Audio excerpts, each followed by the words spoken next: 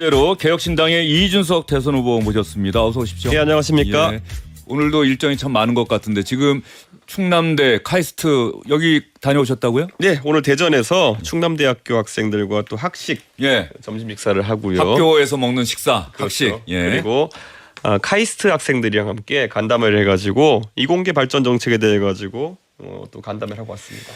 보통 운동선수들은 올림픽이나 아시안게임에서 메달을 따면은 연금도 받고 포상금도 받고 하는데 비슷한 취지의 공약을 내놓은 것 같던데요? 그렇죠. 우리가 체육연금이라 보통 이야기하는 메달 따면 받을 수 있는 경기력 향상연금이라는 게 있습니다. 그런데 그와 비슷하게 연구에서 일정한 성과, 아주 우수한 성과를 낸 연구자들 같은 경우에는 또 그런 연금 형태 아니면 또 포상금 형태 이런 걸 통해 가지고 연구 성과에 대해 개인적인 보상을 받을 수 있도록 하는 그런 제안인데요. 이공계 연구자들한테 반응이 굉장히 좋습니다. 예. 저희가 낸 다른 공약보다도 정말 꼭 필요했다라고 하시는 분들이 많고 저도 워낙 주변에 이공계 연구자인 친구들이 많다 보니까 야 이거는 내가 주변에 전파하겠다 이렇게 말씀을 주시더라고요. 예.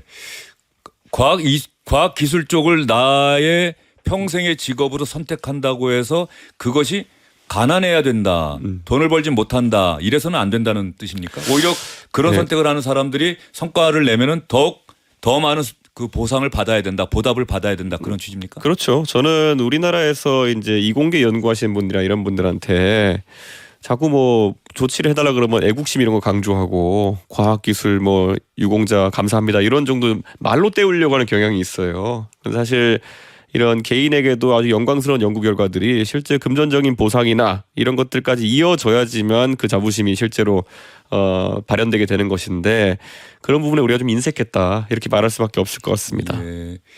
우리 인문계에서 뛰어난 학생들, 이공계에서 이과에서 뛰어난 학생들이 로스쿨 아니면은 전부 의대를 가는 이 상황이 사실은 우리의 국가 경쟁력을 떨어뜨리고 있다는 지적은 사실 여러 번 나왔는데 저는 윤석열 대통령도 사실 이공계 처우 개선에 조금 더 힘썼으면은 지금과는 다른 결과가 나오지 않았을까. 의대로 많은 사람들이 쏠림 현상이 있는 이유는 사실 의대가 처우가 너무 좋아서라는 것도 있겠지만은 그러니까 의료인들에 대한 처우가 나중에 기대소득이 높아서도 있겠지만 이공계인들이 상대적으로 비슷한 능력을 보유했다고 쳤을 때 나중에 더 고생하는 경우가 많기 때문에 그런 부분을 어떻게 형평을 맞춰줄까를 고민했어야 되는데 이게 결국에는 의대 증원해가지고 의대에 과공급을 만들어가지고 낙수 의사론 같은 걸 통해서 좀 더 덜 받고 의사하겠지 아니면 지방 가서 의사하겠지 아니면 비인기과 가서 의사하겠지.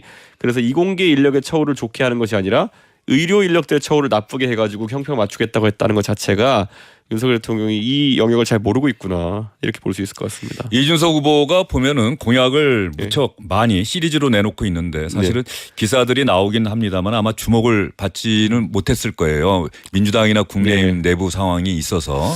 야, 저는 지금까지 어떤 선거를 하더라도 동탄에서도 정책 공약으로 선거를 하려고 했고 사실 그런 부분들 유권자들이 많이 받아주셔서 이번에도 정책이나 비전을 가지고 좀 준비해 보려고 했는데 어쩌다 보니까 다들 국민들이 처음 보는 광경들이 양당에서 벌어져서 이게 항상 드라마도 정통 사극과 막장 드라마가 경쟁하면은 막장 드라마가 또 일시적인 관심을 끄는 것처럼 참 안타깝긴 합니다. 예. 초급 군 간부들인가요? 그 복무 기간을 뭐 2년으로 하자. 뭐 이런 공약을 내세웠다가 또 군 쪽에 있는 분들로부터 그게 군을 몰라서 그런다는 뭐 그런 비판을 받았다는 기사도 봤는데 정확하게 어떤 내용의 공약입니까? 저희가 군 지금 초급 장교들, 그러니까 단기 장교들, 원래는 ROTC나 아니면 학사 장교 등으로 입대하는 장교들이 국방의 상당 부분을 담당하고 있는데 최근에 윤석열 정부 시기에 병사 월급을 200만 원까지 올리게 되면서 그분들과 일반 사병 간의 그 처우가 많이 이제 수렴하게 돼가지고 장교 지원율이 확 떨어졌습니다. 예, 지금 거기서 장교라고 하는 거는 소위 이상을 말씀하시는 거예요? 그 단기 장교로 복무하는 부사관들 얘기가 아니고 일단 지금은. 부사관도 지원율이 많이 떨어졌고요. 부사관은 사실 뭐 병장 월급하고 별 차이가 없어서. 그렇죠. 오히려 적은 경우도 있습니다. 그래서 이제 그런 경우를 저희가 해소하기 위해 가지고 그럼 장교들의 복무 함량도 좀 개선하고 복무 기간도 좀 단축하고 이렇게 하는 걸 냈는데 사실 특정 언론사를 언급해서 죄송하지만은 모 언론에서 민주당에서 활동하는 모 대학교 교수를 인용해가지고 제 공약을 비판하는 기사였습니다. 그래서 이 기사는 지금 선관위에 신고가 들어가가지고 선관위에서 저는 조치가 있을 것으로 기대하고 있고요. 저는 지금 대선에 나와 있는 주요 후보 중에 저만 병역필입니다. 주요 후보 중에서는 김문수 후보나 아니면은 또 이재명 후보 같은 경우에는 각자의 개인적인 사정 때문에 뭐 병역을 하지 못하게 되셨는데 저는 산업기능요원으로 병역을 마쳤기 때문에 병역필인데 그 기사에 제가 병역 미필이라는 식으로 보도를 해가지고 그 부분도 지금 신고가 들어가가지고 전 사실 정치하면서 반론을 할 게 있으면 의견으로 반론하면 되는데 그런 허위사실로 인신공격하는 그런 문화는 좀 사라져야 된다 그런 생각하고 있습니다. 그리고 부동산 관련해서 또 세금 관련해서 내놓은 공약 중에 눈길이 가는 대목 중에 하나가 생애 첫 주택 취득할 경우에는 취득세 감면해 주자. 그렇죠. 그리고 생애 주기에 따라서 맞습니다. 또 자녀를 출산해서 또 이사를 갈 때 그래서 또 주택을 구입할 때도 마찬가지의 혜택을 주자 뭐 이런 공약입니까? 그렇죠. 우리나라는 주택 그 거래 비용이 너무 큽니다. 취등록세도 비싸고 양도세도 비싸다 보니까 원래는 신혼부부들이 우리 둘이 살고 아니면은 셋이 살고 할 때 작은 주택을 가지고 있다가 또 시기가 되면 팔고 또 큰 주택으로 옮기고 이런 식으로 하는 것이 자연스러운데 양도세랑 취등록세로 날리는 금액이 많다 보니까 애초에 큰 집을 사야 되는 그런 경향성이 있고 그러다 보면은 이게 사실 서울에서 예를 들어서 방 3개짜리 집을 살려 그러면은 아무리 신혼부부가 맞벌이를 해도 뭐 10년 이내는 사기 어려운 측면이 있고 그래서 이런 부분 좀 개선하기 위해 가지고 취등록세나 양도소득세에 대해 가지고 생애 첫 주택에 대해 가지고는 상당히 좀 감액을 해주는 그런 제도를 이야기하고 있고요. 또 저희가 공약한 것 중에 하나가 원래 요즘 젊은 부부들이 하소연하는 게 지금 한 50대 이상 분들 같은 경우는 과거에 뭐 집을 살 때 주택담보대출을 받으면은 원리금 상환 중에서 원금 상환은 좀 유예하고 그러니까 거치 기간을 늘렸다가 이자만 갚다가 나중에 또 이렇게 집을 바꾸면서 대출을 갈아타고 이런 경우로 주택을 늘려간 경험이 있을 텐데 지금은 주택담보대출을 해도 거치 기간이 없습니다 사실상. 그래서 바로 원리금 상환을 시작해야 되는데 이게 젊은 세대에겐 굉장히 큰 부담입니다. 그 동탄에서 선거 치르면서 피부로 느꼈던 거. 굉장히 그러니까? 이런 부분에 얘기가 많고요. 특히나 한 3, 4년 전에 비해 가지고 이자율이 많이 올라갔습니다. 그래가지고 동탄의 일반적인 젊은 부부가 지금 뭐 월급 받아가지고 세금 내고 사회보험료 내고 그다음에 주택담보대출로 많게는 한 2, 300만 원씩 내는 경우도 있습니다. 그랬을 때는 쓸 돈이 가처분 소득이 없어가지고 아이 키우기 힘들어하고 이런 경우를 너무 많이 봤거든요. 그래서 제가 대통령 선거 나가면서 이 문제는 적어도 젊은 부부들에게 대해서는 첫 대출에 대해 가지고 한 3년 정도는 거치 기간을 줘야겠다 기본으로. 그리고 아이를 낳을 때마다 최근에 저출산 문제도 있다 보니까 아이를 낳을 때마다 2년 정도씩 원금 상환을 유예할 수 있는 거치 기간을 주면 어떠냐. 이거는 뭐 빚을 갚아주겠다는 것도 아니고 탕감해주겠다는 것도 아니고 재정에는 큰 영향 주지 않으면서도 그런 어떤 거치 기간 늘려가지고 가처분 소득을 늘려준 정책이기 때문에 저는 상당히 합리적인 정책이라고 생각합니다. 이준석 후보 얘기 듣다 보니까 부동산과 출산 문제가 우리 사회는 이렇게 상당히 긴밀하게 얽혀 있는데 이번 대선 후보 토론 때 그런 문제 놓고 좀 다른 후보들과 좀 진지한 토론을 해서 좀 대안을 좀 만들었으면 좋겠다는 생각이 듭니다. 제가 서울에서 정치할 때보다 확실히 동탄 경기도의 젊은 부부들이 이제 꿈을 키워가는 동탄에 살면서 많은 이야기를 하다 보니까 이런 신혼부부들이나 젊은 부부들의 애환이나 고충 같은 것을 정책적으로 많이 고민하게 되더라고요. 그래서 이번에 그런 부분 중점적으로 다루도록 하겠습니다. 그리고 우리 사회가 또 직면하고 있는 또 하나의 커다란 이슈가 있다고 한다면 정년 연장 문제를 어떻게 할 것인가. 이재명 민주당 후보 측에서는 아마 올해 정기국회에서는 입법이 돼야 되지 않겠느냐. 정년을 연장해야 되지 않겠느냐인데 이준석 후보는 정년 연장 문제에 대해서는 어떤 생각 갖고 있어요? 저는 정년 연장도 논의할 수 있지만은 임금 피크제를 지금보다 더 확실하게 시행해야 되는 문제가 있고요. 그러니까 그 말은 피크제에서 그 하향폭이 더 커져야 될 수도 있다. 라는 생각을 하고 그걸 감수하고서도 계속 일을 하겠다면 그리고 경우에 따라 가지고는 국민연금의 수급 연령도 조금 조정하는 형태로 사회적 타협이 이루어져야 되지 않을까. 더 늦추는 겁니까? 아니면 저는 더 당기는 겁니까? 다만 1년이라도 더 늦추는 형태로 합의를 하고 그랬을 때 예를 들어 정년을 한 1, 2년 정도 또 연장하는 문제. 다만 그렇게 연장된 정년에 대해 가지고는 임금 피크제를 좀 더 가파르게 적용한다든지 이런 사회적 대타협을 이끌어내는 것이 결국 세대 간 갈등을 줄이는 길이다 이렇게 생각하고 있습니다. 국회에서의 입법으로 문제를 해결하려 하지 말고 사회적 대타협이 필요하다. 노사정 그런데, 뭐 가령 이런 노사정위원회처럼. 그렇죠. 그런데 지금까지는 그 국민연금 모수 조정 때도 그랬지만은 결국 젊은 세대가 국회 내에서 대표성이 떨어지다 보니까 기성세대의 입맛에 맞는 어떤 변화들이 일어났거든요. 그래서 이번엔 좀 다른 방식이 필요하지 않을까 생각합니다. 지금 학식을 하겠다고 하면서 아마 100군데에서 하겠다고 공약 내세우고 좀 돌아다니는 것 같은데 몇 군데나 했습니까? 지금까지 3군데 저희 학교를 갔다 왔고요. 3군데요. 예, 그런데 뭐 저희가 선거운동 기간이 시작되면은 굉장히 빠르게 또 이런 일정을 진행할 거고요. 100군데 다 가보진 못하겠지만 제가 대통령이 되어도 일정을 진행할 수 있도록 그렇게 하겠습니다. 얼마 전에 SNL인가요? 그 프로에 또 나오셨고 지금 방송이 이미 올라왔습니까? 예, 올라왔습니다. 예. 그러면서 일부 또 신문에서는 제가 좀 SNL 측도 비판을 하고 예. 이준석 후보도 좀 비판하는 기사를 봤는데 가령 그때 일종의 그 두 가지 중에 하나를 선택하는 질문이 있었잖아요. 동덕여대 학생들과 학식을 먹을 것이냐, 명태균 씨와 명태탕을 먹을 것이냐. 예. 명태균 씨하고는 이미 밥을 많이 먹어봤으니까 동덕여대 학생들과 먹겠다라고 했는데 이 질문 자체가 어떤 동덕여대 학생들 그 학내 투쟁을 했던 동덕여대 학생들을 조금 그렇게 희화화한 것 아니냐 뭐 이런 지적하는 기사가 있던데. 저는 그분들이 이제 사회 초년생으로서 대학생으로서 살아가고 계시지만은 본인들이 하는 행동에 대해 가지고는 항상 자유에는 책임이 따른다는 것을 알아갈 나이라고 저는 생각합니다. 그렇기 때문에 제가 말한 동덕여대의 어떤 비판적으로 말하는 부분이 일반적인 뭐 동덕여대 재학생이나 졸업생들을 통칭하는 건 아닐 테고요.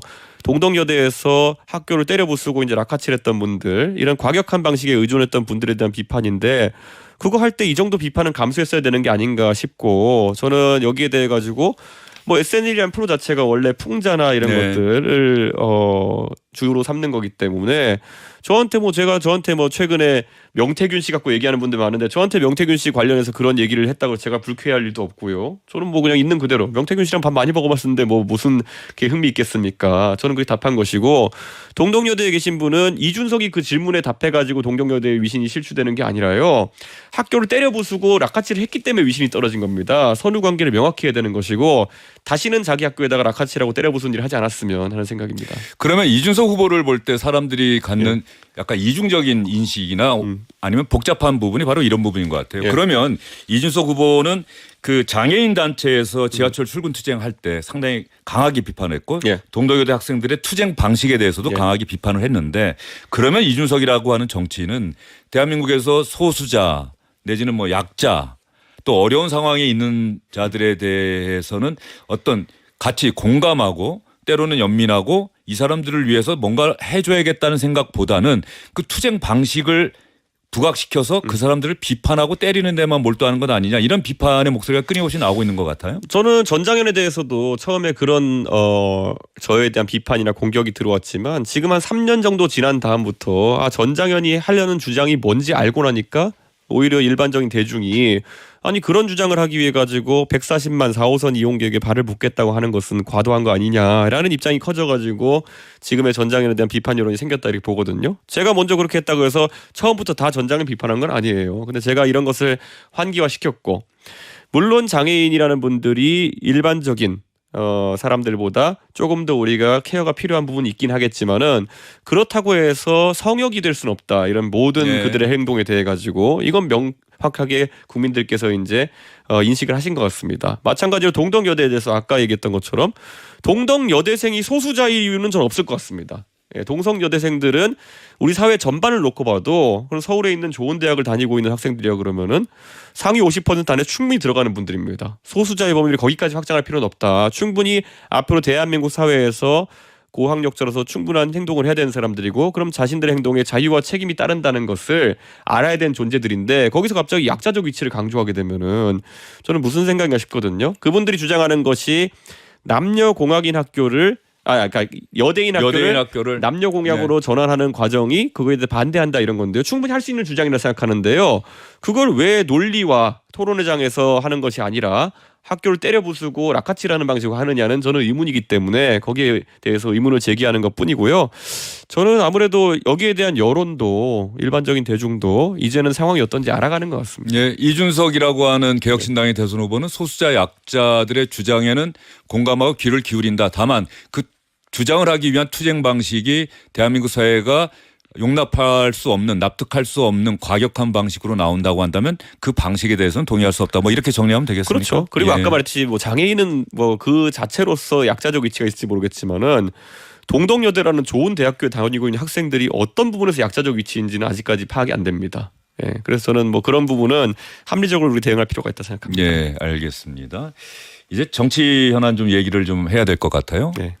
김상욱 의원인가요? 국민의힘 네. 지난번에 울면서 투표장에 들어왔을 때 네. 탄핵 정국에서 뭐 이준석 대표가 가서 또 전 대표가 가서 또 등을 쫄기는 모습도 있었는데 내일 뭐 거치에 관한 입장 표명이 있다고 하는데 이준석 후보와 같이 하는 겁니까? 아니면 뭐 세간에 나오는 것처럼 민주당으로 가는 겁니까? 얘기 들으신 게 있어요? 제가 김상욱 의원이 워낙 친하기 때문에 이런 얘기를 많이 했는데요. 저는 김상욱 의원한테 마지막으로 했던 말이 형님 앞으로 정치를 좀 편하게 하고 만약에 지역구 국회의원을 한 번 더 하고 이런 다선 의원으로 가는 길을 선택하시려면은 민주당 가셔도 나쁘지 않을 것 같습니다. 그런데 지역구가 울산이죠? 예, 만약에 빡세게 한번 정치해보고 싶고 진짜 여기서 대한민국 정치의 변화를 한번 꿈꾸는 불확실하지만 하여튼 제가 봤을 때는 의미 있는 길이 하시려면은 개혁신당 오시는 건 나쁘지 않습니다. 근데 제가 뭐 형님한테 어려운 길을 부탁할 것도 아니고 강요할 것도 아니고 형님이 고민해 보십시오. 그런데 김상욱 의원님이 고민을 많이 하시더라고요. 그런데 아마 지금은 최종적인 결정을 하기보다는 우선 탈당 정도의 판단만 하지 않을까 그런 생각입니다. 예. 한덕수 후보가 출마한다고 얘기 나왔을 때 이준석 후보가 기자들이 물어보고 언론 인터뷰에서 그런 얘기 하지 않았습니까? 투표용지에 이름이 인쇄되지 않을 것 같다는 얘기를 한 적이 있습니까? 예, 그런 얘기를 했는데요. 예, 오늘 김문수 후보와 잠시 뒤에 만나는데 한덕수 후보가 나는 투표용지 인쇄 때까지 안 기다리겠다. 단일화 안 하면 후보 등록 안 하겠다고 얘기를 했어요. 어떻게 들으셨어요? 저는 사실상 기싸움에서 김문수 후보가 좀 유리해진 것이 아닌가 그런 생각을 하게 되고요. 왜요? 한덕수 후보가 벌써 본인의 한계점을 이제 노출한 거잖아요. 나는 만약에 11일이 지나면은 내가 후보 등록 안 하겠다라는 얘기를 한 거잖아요. 예전에 제가 태용호 의원님이랑 미국 출장을 갔다가 어떻게 태용호 의원님이랑 비행기 옆자리에 앉아가지고 장기간 얘기해볼 시간이 있었는데 이 말을 하더라고요. 대표님 왜 남한 외교관들이 북한 외교관을 못 이긴 줄 아십니까? 이러더라고요. 남한은 선거가 있고 시간이 있잖아요. 이렇게 얘기하더라고요. 남한에서는 대한민국에서는 선거가 있기 때문에 선거에 이르게 되면은 북한과 협상에서 불리해진다. 정권 교체가 일어날 수도 있기 때문에. 근데 북한에서는 세월아 내월아 시간 끌어도 된다. 그래서 그런 시간 변수 때문에라도 남북 간 협상에 있어서 대한민국이 우위를 가기가 어렵다. 이런 얘기를 하더라고요. 그런데 일리가 있다 생각했는데 지금 뭐 김문수 후보가 뭐 북한이다 이런 얘기는 아니고요. 그런 협상의 위치에 있어가지고 당연히 당의 후보로 이제 공식 지명을 받은 김문수 후보가 유리하죠. 예.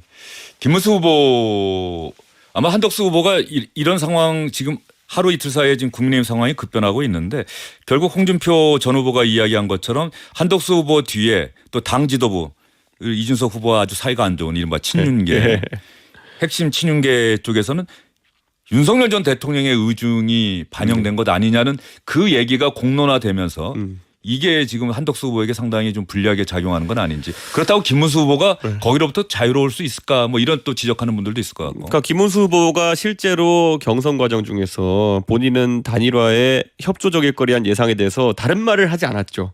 사실상 그래서 많은 사람들은 김문수 후보로 최종 경선 후보가 당선돼야지만이 한덕수 후보와의 2차 단일화가 좀 쉬워지겠구나라는 생각을 하고 찍은 표가 분명히 있을 거라는 거죠. 그러니까 이게 약간 앞뒤가 다른 상황 아니냐, 양두구육 같은 상황 아니냐 이런 판단을 하고 비판하시는 분이 있는데 그거는 뭐 사실 사후적인 비판이고요. 어쨌든 결과를 통해 가지고 민주적 절차적 정당성을 가진 거는 김문수 후보 쪽이기 때문에 이거는 제 생각에 나중에 혹시라도 법원 가처분까지 가게 된다 이런 상황이 되면은 김문수 후보가 굉장히 유리한 상황이다. 제가 어쩌다 보니까 가처분을 많이 해봐서 아는데요. 정당 관련해서 이거는 무조건 민주적 정당성이 아마 김문수 후보 쪽에 있을 거다 이런 생각합니다. 지금 이준석 후보가 가처분 신청을 많이 해봤다라고 얘기해서 제가 2년 전인가요? 벌써 탄원서. 근데 이때 이런 얘기를 그 탄원서에 썼네요. 이 사태를 주도한 절대자는 지금의 상황이 사법부에 의해 바로잡아지지 않는다면 비상계엄 확대에 나섰던 신군부처럼 이번에 시도했던 비상 상황에 대한 선포권을 더욱 적극 행사할 가능성이 있고 이 절대자가 아마 윤석열 전 대통령이 얘기한 것 같은데 결과적으로 보면 그 지난해 12월 3일에 비상계엄 선포라고 하는 상황까지도 이준석 전 대표가 당시에 예측했던 건 아닌지 하는 생각이 들 정도의 이 탄원서에 일의 내용이 들어가 있더라고요. 그러니까 물론 당내 상황이긴 합니다만. 그렇죠. 그러니까 결국에는 어떤 권력 중에 핵심 정점에 있는 권력이 평온한 대한민국의 시스템을 정지시킬 수 있는 권력, 그러니까 비상을 선포할 수 있는 권력이거든요. 그런데 그 당시에 보면요, 국민의힘에서 대선 지선을 다 이겼기 때문에 전혀 비상이 아니에요. 네, 대선 지선을 이긴 당대표였고 그때 국민의힘의 그 헤게모니는 완벽해 보였는데 거기서 마음대로 대통령이 비상을 선포해버리고 당대표 잘라낸 거 아닙니까? 그거에 맛을 들인 거죠. 아, 내가 이런 비상 선포해가지고 내 마음대로 할 수 있구나. 네. 그 맛을 잘못 들여가지고 그 다음에 뭐 안철수 후보 주저앉히고 김기현 대표 주저앉히고 한동훈 대표 주저앉히고 이런 걸 자꾸 하다 보니까 이제는 국민 상대로 담대하게 군과 경찰을 동원해가지고 나라의 기능을 정지시킬 수 있구나라는 망상을 하게 된 것인데 저는 윤석열 대통령의 그 비상 선포에 대한 그런 초기 단계에서 제가 경고했던 것이 그 가처분했던 제 탄원서다. 네. 근데 그 당시에는 제 말 안 믿었던 분들이 요즘 와서는 아 그때 이 대표 말 들었어야 되는데 하면서 미안해하시는 경우 꽤 있습니다. 국민의힘 의원 중에서도요. 이준석 후보가 계속 하는 얘기가 저 빅텐트에 안 들어갑니다. 제발 저한테 질문하지 마세요라는 얘기를 여러 번 했는데 뭐 그럼에도 불구하고 정치가 생물이니까 이준석 후보가 마지막에 몸값 올려서 뭐 국민의힘을 접수하는 정도의 확실한 약속이 있으면은 응하지 않겠느냐라고 얘기를 하는데 1% 0.0001%의 가능성도 없습니까? 그러니까 제가 뭐 국민의힘을 잘 모르고 환상이라도 있으면 뭐 제가 낚여가지고 그럴지라도 모르는데요. 제가 국민의힘에 지금 뭐 좀 방귀 좀 끼는 분들 다 알고 있고 저분들이 어떻게 살아왔는지 어떻게 살아갈 것인지 저한테 어떻게 했는지 저한테 무슨 말 했고 어떻게 나중에 뒤통수 쳤는지 다 알고 있는 상황 속에서 제가 뭐 그거 속으면 바보죠. 그래서 저는 지금 와서 얼마나 절박하신지 얼마나 그건지는 좀 관심이 없고 사실 그리고 그런 의지가 조금이라도 있다면은 뭐 성의를 보일 만한 행동들이 있었을 텐데 지금까지 나온 걸 보면은 사과할 용의가 있다. 사과할 것을 검토한다. 뭐 이 정도의 느낌이거든요. 그래가지고 사실 사과해도 저는 그렇게 관심이 없을 텐데 뭐 그런 걸 보면은 아직까지도 정신 못 차렸구나 이런 생각입니다. 한동훈 전 대표가 이준석 전 대표가 했던 것처럼 당원 가입이 이번에 경선에서 패배한 이후로 계속해서 그 부분 강조하더라고요. 뭐 한동훈 대선 이후를 대비하는 것 같다. 한동훈 전 대표는 당권을 이제 쟁취하기 위해서 그런 선택을 하는 거죠. 당원을 그거 아니면 왜 모으겠습니까? 그렇죠. 어디 뭐 서울시장이라도 나가려고 하는 게 아니면은 그러다 보니까 한동훈 전 대표가 이런 자세를 가지면은 지금 대권이 그래도 어려운 상황인데 혼자 당권에 관심가 있냐 이런 비판을 좀 받을 수가 있거든요.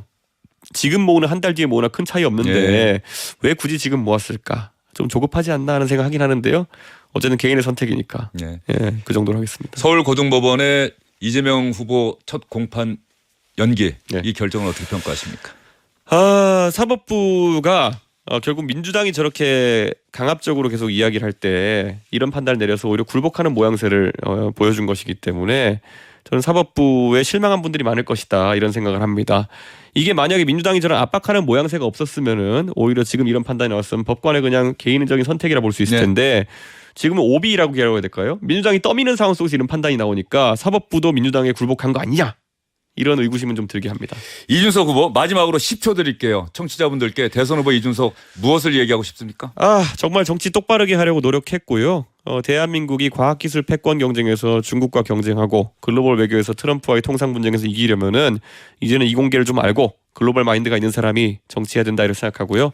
제가 감히 한번 나서서 국민 여러분께 봉사했으면 좋겠습니다.